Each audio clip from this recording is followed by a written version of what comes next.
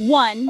If you think it's dangerous, think again. Before we visited, I was nervous about visiting Cape Town. You hear stories from people, see things on the news, and begin to form a perception that South Africa and places like Cape Town are unsafe. Let me say this. There was never a single moment I felt remotely unsafe in Cape Town or South Africa. If fear is holding you back from visiting, banish it because you're missing out on seeing a very special place. Of course, as with anywhere you travel in the world, it's important to observe a common-sense approach to safety. Always beware of pickpockets. Don't get wasted and walk around the streets alone late at night, or have expensive stuff hanging off you and your wallet precariously balancing in your back pocket. Hydrated. 3. But you'll most likely be drinking a fair amount of booze. If you plan on going toe-to-toe with the locals, you better know what you're doing because they did not come to play. Beer and wine culture in Cape Town is huge, so expect to come across some great varieties of both and keep your wits about you when squaring off against any locals. Be sure to wear comfortable walking shoes.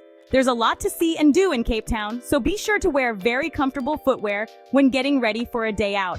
Pop on a pair of comfortable sneakers, walking shoes, or specialty sandals if you prefer. Just make sure you'll be able to spend a whole day in them. LGBTQ+ travelers will feel welcome.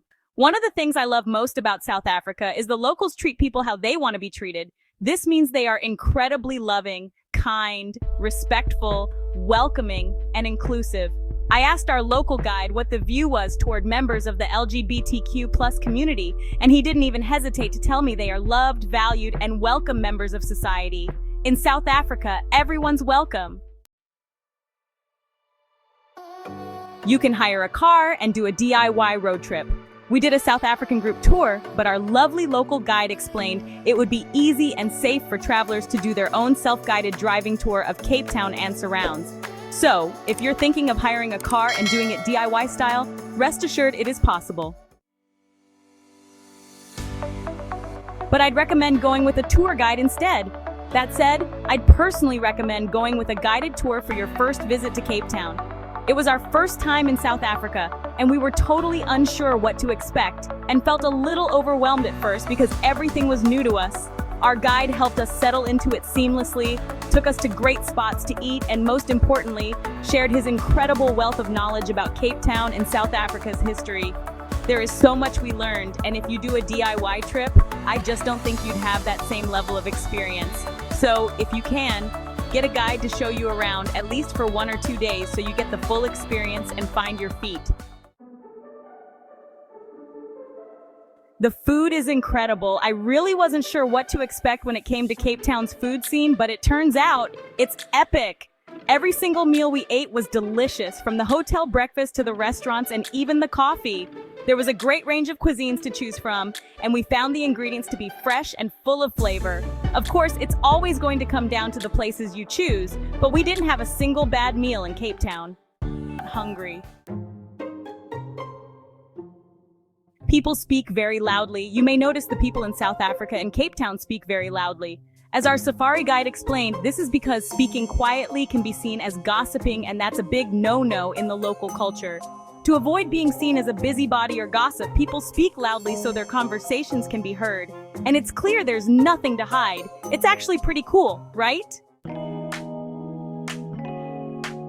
The locals don't mind posing for photos and videos. We found the locals absolutely loved posing for photos and videos for us. In most cases, we didn't even get a chance to ask if we could photograph them. They'd start posing and yell out to us to take their photo. It was so much fun, and the locals are absolutely beautiful.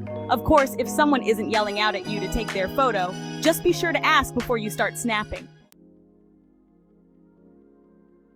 The locals are incredibly welcoming and friendly. We didn't meet a single unhappy person in Cape Town. Each and every person we came across was happy, smiling, bubbly, and so incredibly friendly and welcoming.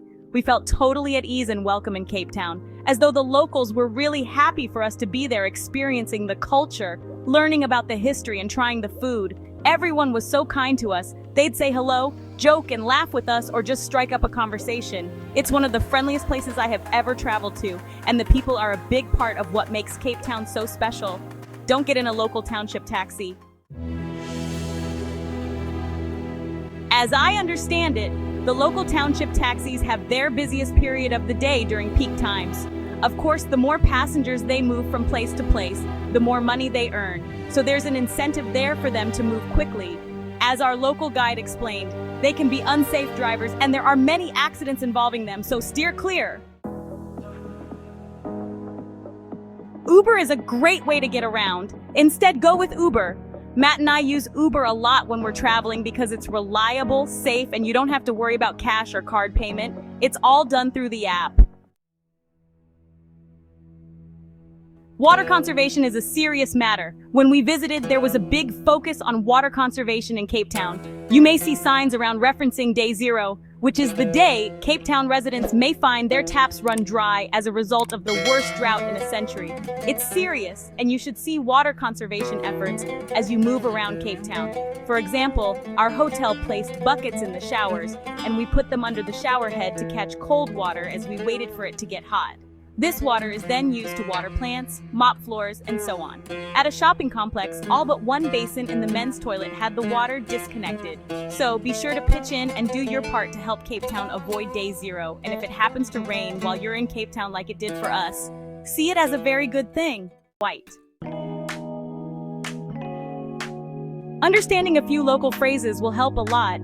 I love words, languages, and travel, so visiting a new destination and learning unique local phrases, colloquialisms, and sayings is a dream for me.